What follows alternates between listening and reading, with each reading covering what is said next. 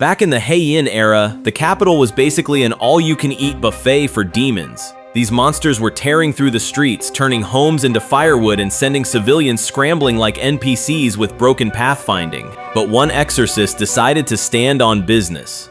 He squared up against the horde, eyes locked on the target, channeling a strange blue aura to unleash a technique that would save the entire city from getting sent to the lobby. And the secret behind his victory? Let's just say it wasn't exactly conventional. It was the kind of move that makes you wonder if the game devs were asleep at the wheel. Heavy platform boots stomp across the courtyard like a boss fight intro. The piece is officially shattered. The NPCs, I mean students, start whispering immediately. They are trying to figure out if this is high-tier cosplay or a glitch in the Matrix. It is neither. It is a sukeban. She struts down the street rocking a sailor uniform and a skirt longer than the wait for a sequel. With that wooden sword resting on her shoulder, she is radiating absolute main character energy. Target acquired. She locks onto a group of local toughs laughing at a cafe. She steps right up to the table and looms over the big guy. Her strategy is simple. Establish dominance immediately. She demands to know who runs this turf. The lackeys are actually impressed by the sheer audacity. The leader decides to run his mouth and mocks her outfit as ancient history. Big mistake. She calculates the trajectory instantly. She snaps the wooden sword around in a blur of motion. It connects with his skull, nearly tipping his chair over. That is going to leave a mark. The entire terrace goes dead silent. You can practically hear the record scratch as their brains try to process the sudden violence. Then it gets messy. Some black sludge splatters onto the bald guy's head, adding insult to injury. The goons jump up and knock glasses over. They are screaming threats and demanding to know who she thinks she is. She does not back down an inch.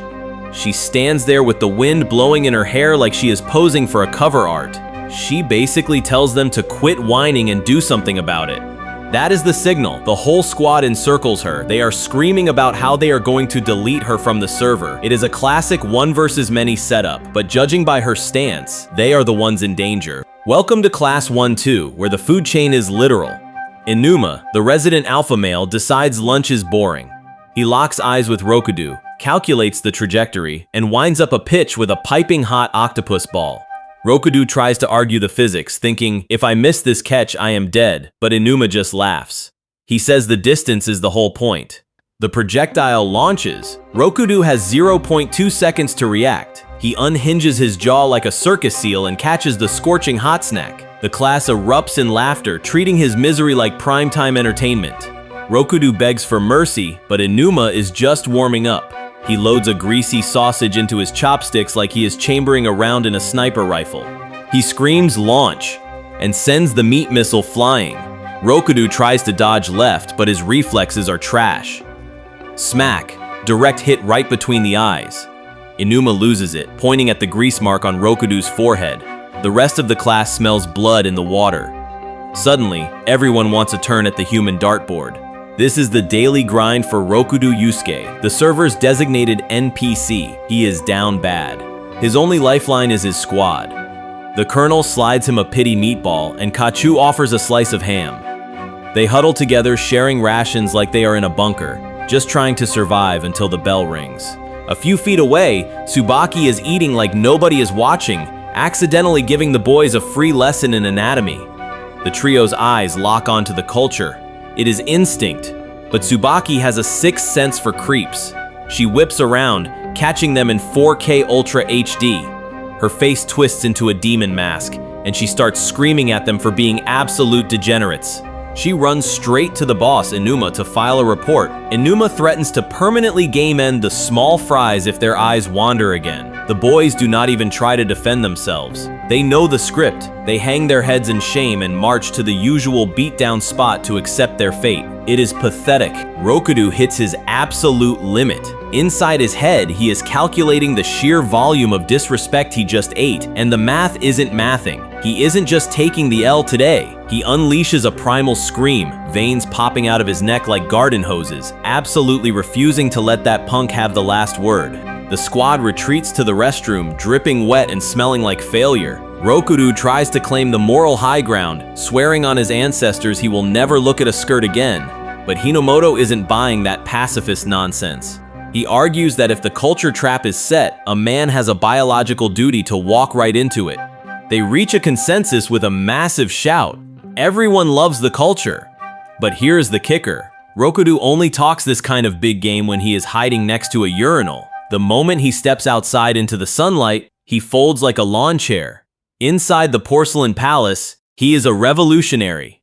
The adrenaline fades, and the crippling depression hits like a truck.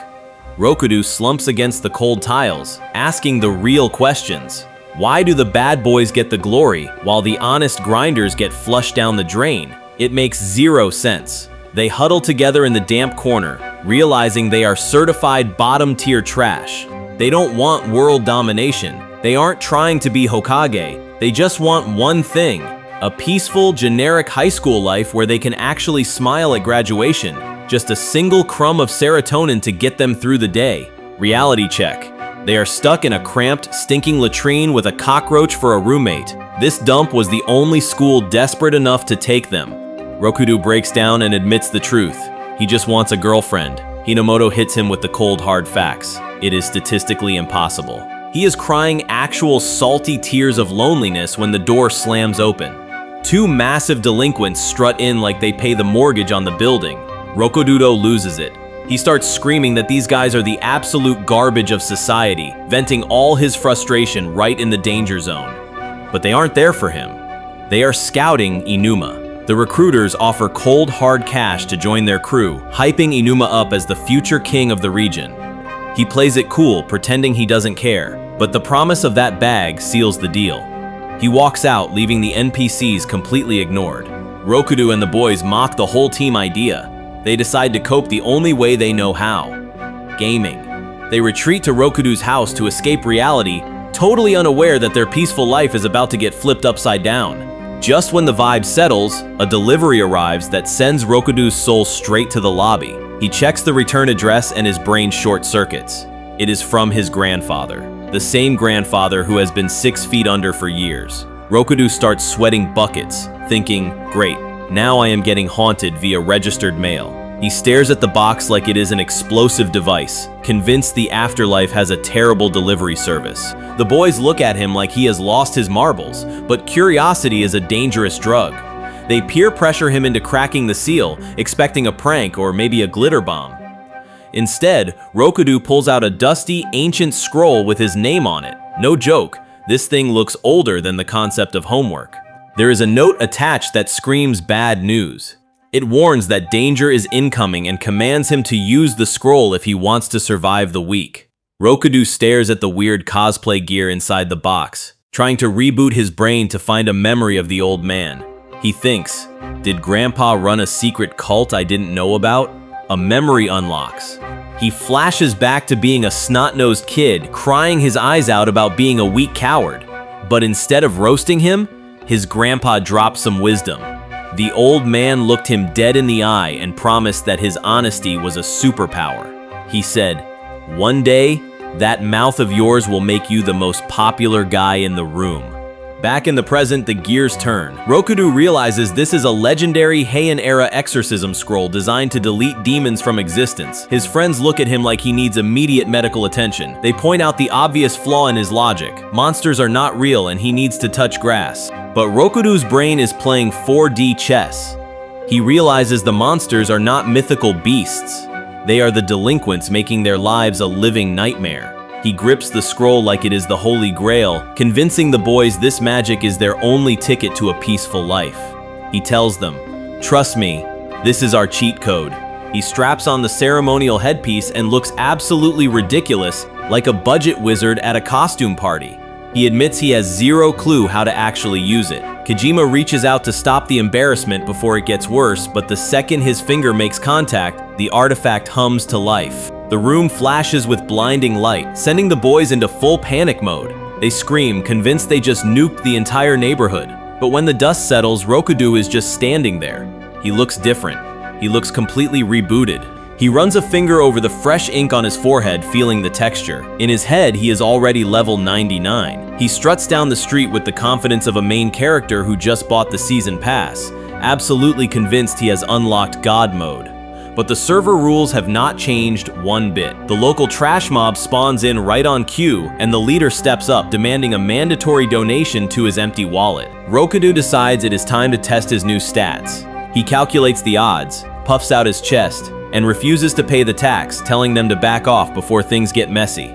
He points to the star on his head and drops the wildest bluff in history. He looks them dead in the eye, claims he has ancient exorcist powers, and commands them to leave the area immediately. The bully does not care about the roleplay session. He winds up a massive right hook, telegraphing it from a mile away, and absolutely resets Rokudou's jaw.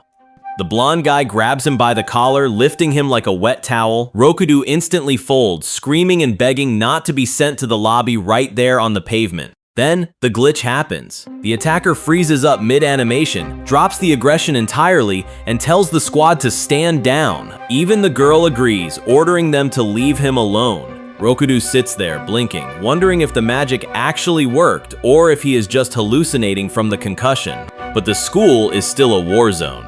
2 other trolls are already plotting to destroy his lunch just for the laughs because apparently, peace was never an option. Enuma snatches a lunchbox from a smaller kid. He is laughing like he just won the lottery. He mocks the poor guy. He thinks he is untouchable, but the vibe shifts instantly. Tsubaki cuts through the noise with 3 words. Let's stop this. The bullies freeze. They look at her like she just grew a second head. She is sweating bullets. She is fighting a war inside her own head. She thinks, if I hesitate, I look soft.